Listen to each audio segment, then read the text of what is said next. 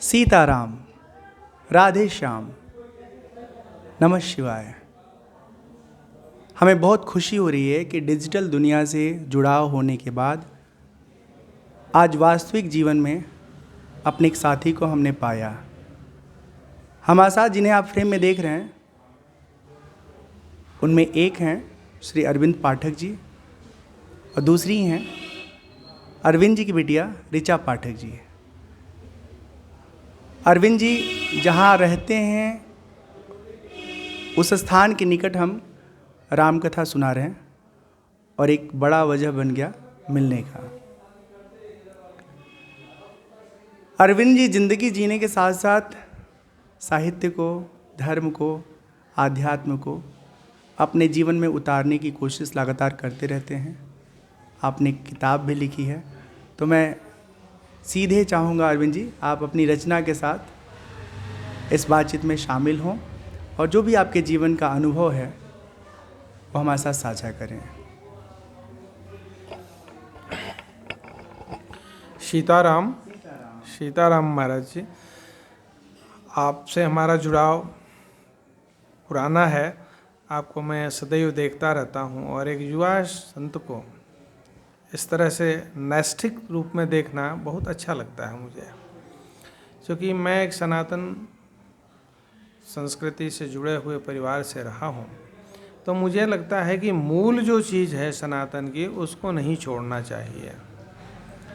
और चाहे कर्म कोई भी हो, व्यवसाय हो, नौकरी हो, लेकिन जो परंपरा से मिली हुई चीज़ें हैं उसको न त्यागा जाए। और जैसा कि महाराज जी ने मेरा परिचय दिया है, मैं एक बिहार प्रांत से आया हूँ और यहाँ पे मेरा 31वां साल चल रहा है सेवा का। तो मैंने ये कोशिश किया कि सेवा तो सेवा है ही, लेकिन अपने संस्कार को कभी नहीं छोड़ा जाए। और रही बात साधु संगतों की, तो मेरे पितामह से मिला हुआ साधु संगति है जिसका मैं ऋणी हूँ अपने पितामह के। तो उन्होंने मुझे इसके योग्य बनाया। महाराज जी का आदेश है कि आप अपने जीवन काल में जो अनुभव है उसको बताएं। तो मैं ये कहना चाहूँगा कि मैंने खेती भी की बचपन में, गृहस्थ परिवार से होने के कारण थोड़ा स्वाध्याय भी किया, विज्ञान का छात्र रहा तो विज्ञान भी पढ़ी और साथ साथ घर में जो धार्मिक ग्रंथें थी उनको भी पढ़ा और पढ़ता भी हूँ। मेरा लेखन में अभिरुचि है, तो मैं चाहता हूँ कि एक छोटी सी रचना जो मेरी अभी सद्य प्रकाशित प्रकृति की आवाज़ है उसमें प्रकाशित है, एक आप लोगों को सुनाऊं जैसा कि महाराज जी का आदेश है।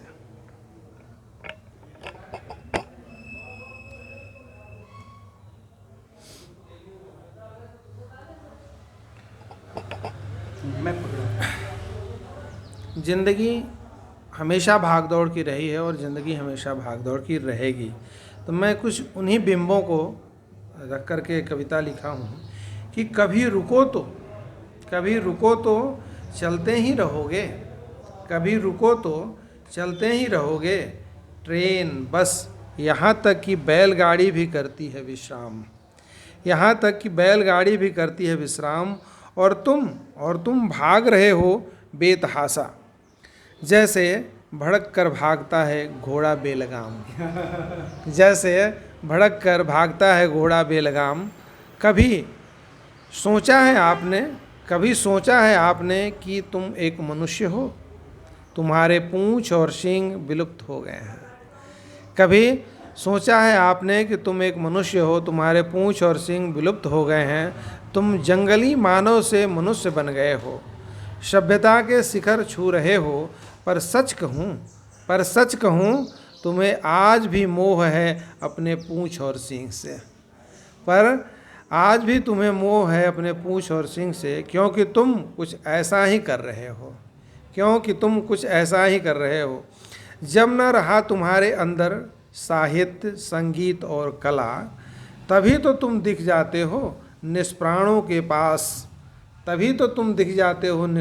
के पास, दुम हिलाते, अहंकारियों के समक्ष नतमस्तक होते, केवल एक टुकड़ा जूठन के लिए। केवल एक टुकड़ा जूठन की आस में तुम भूल जाते हो अपना स्वरूप अपने निहित स्वार्थ में। तुम भूल जाते हो अपना स्वरूप अपने निहित स्वार्थ में। तब लगता है कि तुम्हें मनुष्यता से ज़्यादा पशुता से प्रेम है।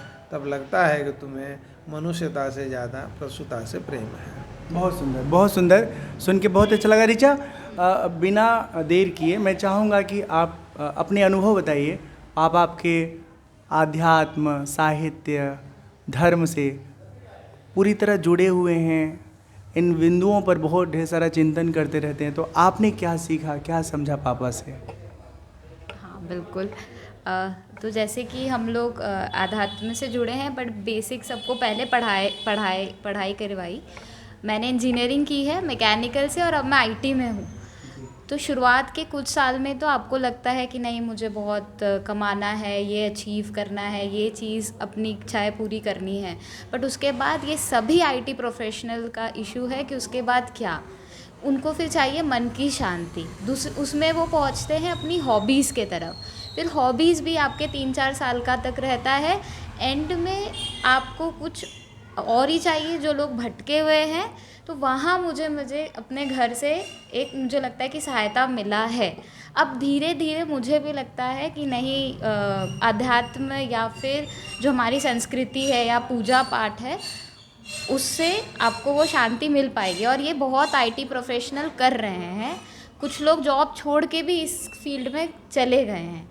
तो मेरे हिसाब से ये एक बेनिफिट है कि शायद मैं अपने अर्ली एज में इसे अचीव कर पाऊँ, या इसकी थोड़ी समझ भी आ जाए मुझे।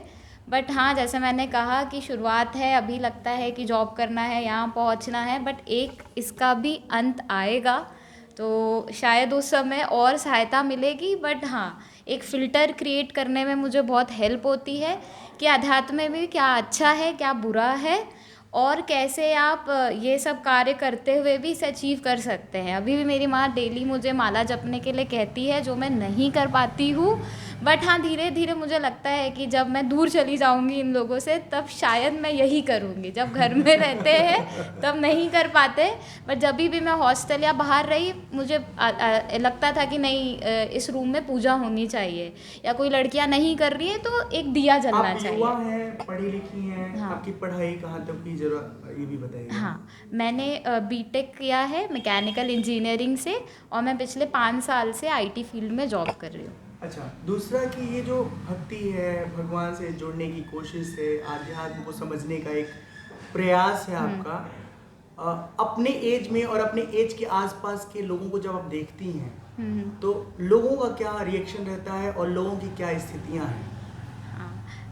अगर मैं अपने एज की बात करूँ तो स्थिति तो बहुत ही ज़्यादा ख़राब है।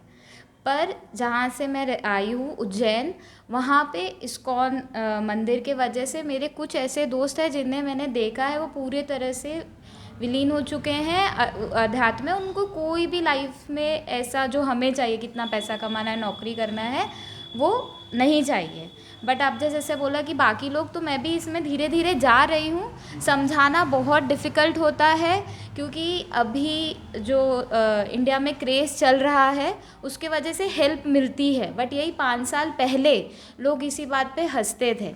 आज जो भी पॉलिटिकल और जो भी हम लोग हिंदू और ब्राह्मण, ये सब रिलीजियस की तरफ थोड़े अट्रैक्ट हो रहे हैं।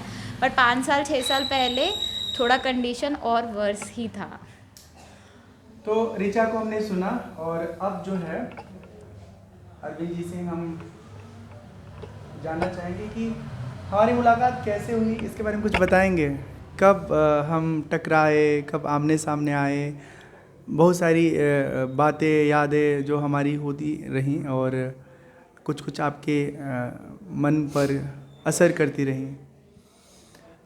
निश्चित।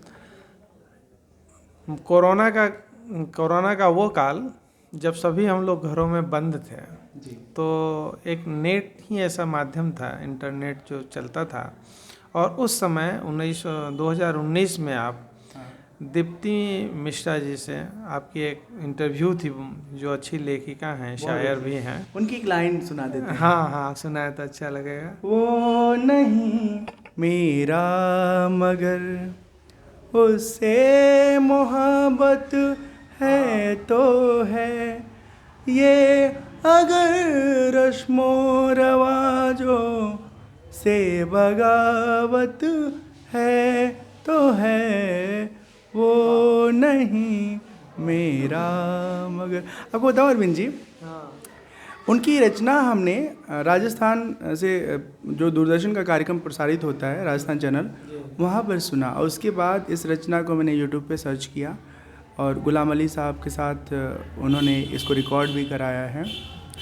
कई बार सुना, इतना अच्छा लगा कि मैंने पहली बार ज़िंदगी में महसूस किया कि किसी की एक रचना भी उसके बेहद करीब आपको ले जा सकती है। फिर दीप्ति जी से हमारी फेसबुक पर बातचीत हुई, फिर फ़ोन पे बातचीत हुई, और मैं इस बात के लिए बहुत अच्छा समझता हूँ अपना भाग्य कि वो जितनी परिपक्व रचनाकार हैं उसके बाद भी हमारी बहुत लंबी बातें हुई, कई बार हुई, और वो ईश्वर उनको सदा सुखी रखे, प्रसन्न रखें। बेहतर इंसान है वो। देखिए यही है, इंसान अगर अच्छा है तो वो आपके बीच शरीर रूप में हो या आपसे कहीं दूर शरीर में स्थित हो, बैठा हो, उसकी बातें होती रहती हैं। तो इस तरह से हम लोगों का परिचय हुआ। जी जी। तो वो 2019 मुझे आश्चर्य इस लगा कि एक आपका जो नाम परिचय दिया गया, डिजिटल बाबा, तो मैंने दो सिंहस्थ देखे यहाँ पे। तो उसमें एक पायलट बाबा हुआ करते थे, बर्फानी बाबा हुआ करते थे। तो पायलट बाबा, पता चला कि पायलट थे और उसके बाद बाबा हो गए। जब आपके नाम के साथ डिजिटल जुड़ा तो मुझे लगा कि भाई ये कौन से नए बाबा हैं और इनकी क्या गतिविधि है, ज़रा देखा जाए। और ख़ास करके एक युवा को संत होते देखना, साधु रूप में देखना बड़ी अच्छी बात है, क्योंकि हमारे भारत में सबसे पहले है स्वरूप दर्शन। तो हम स्वरूप दर्शन के लालची हैं, और स्वरूप दर्शन बहुत ही महत्वपूर्ण होता है, क्योंकि वो एक परिचय होता है, और वही परिचय जो है वो आदमी को पहले आकर्षित करता है। क्योंकि हनुमान जी को भी ये परिचय आकर्षित किया था रामायण में, ये रामायुध अंकित गृह सोहा वर्ण न जाए, नव तुलसी का वृंद देख कपि हर्षाय। तो कहने का मतलब उनको लगा कि यहाँ पे भी कोई ना कोई है। और मैं बचपन में बड़ा उग्र स्वभाव का हुआ करता था, तो दादाजी जब साधु संतों को खिलाते थे तो मुझे बड़ा नागवार लगता था।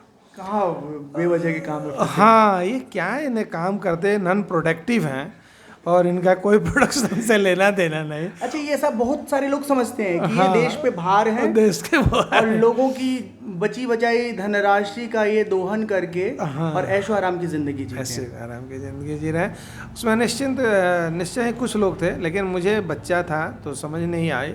और बाबा हमारे साइकोलॉजी के भी बहुत अच्छे थे और बड़े अच्छे उच्च कोटि के संत थे। तो मैंने कहा ये मजदूरों को खिलाना चाहिए, बैल भैंस लगे हुए हैं, इनको अनाज पानी दीजिए, या ये परिश्रम करें तो इनको खिलाया जाए। तो बाबा ने कहा देखो ऐसा है कि हम तो स्वरूप के दर्शन करते हैं, तो आप भी तिलक चंदन और ये लगाओगे तो मुझे अच्छा लगेगा। तो इसलिए ये क्या करते हैं इसके बारे में मत सोचो। गृहस्थ को एक साधु के रूप में या कोई भी आया है अतिथि, तो उसका आतिथ्य होना चाहिए। तब से मेरे मन में ये जो भाव भी था वो तिरोहित हो गया।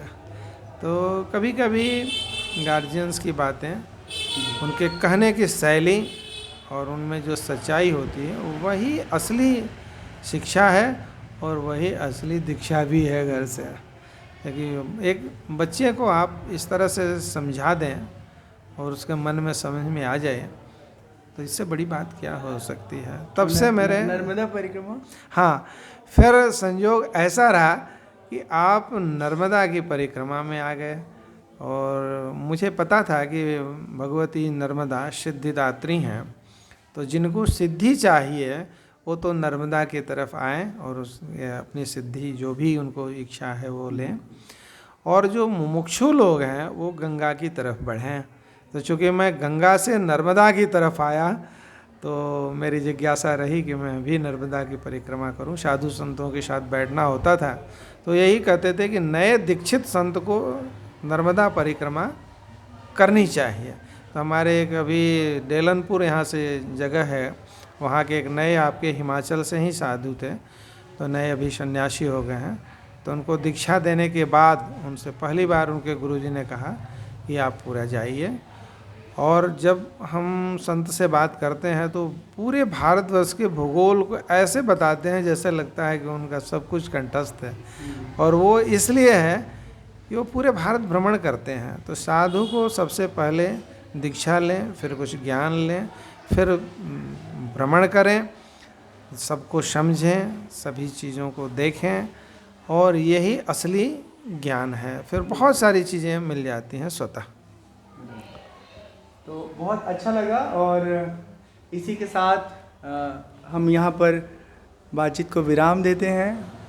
अगर किसी के मन में कुछ है बयां करने को तो वो भी अधिकार। नहीं, बहुत अच्छा।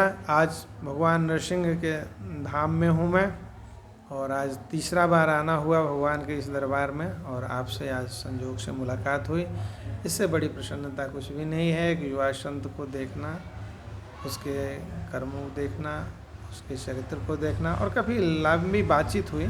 बहुत सारी चीज़ें आपके प्रति मेरी जो थी वो करीब करीब साफ़ सुथरी हो गई दिमाग से तो ये बहुत अच्छे है, और आपके साधना फलीभूत हो और आप अध्यात्म में प्रवृत्त हों इस जगत में रहते हुए।